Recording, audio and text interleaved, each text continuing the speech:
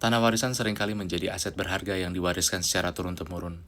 Namun dari sudut pandang generasi penerus atau ahli waris, ada 3 hal penting yang perlu dipahami agar hak atas tanah tersebut tidak hilang atau tidak menimbulkan masalah di kemudian hari.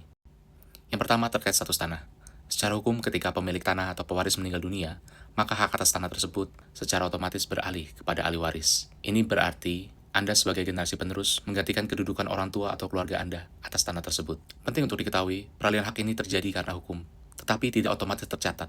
Untuk diakui secara resmi, Anda perlu memiliki dokumen yang membuktikan status sebagai ahli waris yang sah, seperti surat keterangan waris atau akta waris. Kedua, kewajiban utama ahli waris adalah segera mengurus peralihan hak atau balik nama. Ini adalah langkah yang paling krusial. Sebagai generasi penerus, Anda wajib segera mengurus peralihan hak atau balik nama tanah dari nama pewaris ke atas nama ahli waris. Mengapa harus segera? Karena tanah warisan yang belum dibalik nama tidak dapat dijual atau diagunkan, ataupun diwariskan lagi karena secara administratif tanah tersebut masih atas nama orang yang sudah meninggal.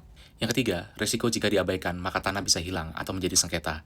Menunda pengurusan waris adalah kesalahan besar yang sering terjadi. Ada beberapa risiko yang serius jika tanah warisan tidak segera diurus. Bisa terjadi konflik keluarga di mana pembagian yang tidak jelas seringkali memicu perselisihan di antara para ahli waris. Atau penjualan secara ilegal, di mana tanah yang masih atas nama pewaris bisa saja dijual oleh salah satu ahli waris tanpa sepengetahuan yang lain. Dan jual beli semacam ini bisa dibatalkan secara hukum.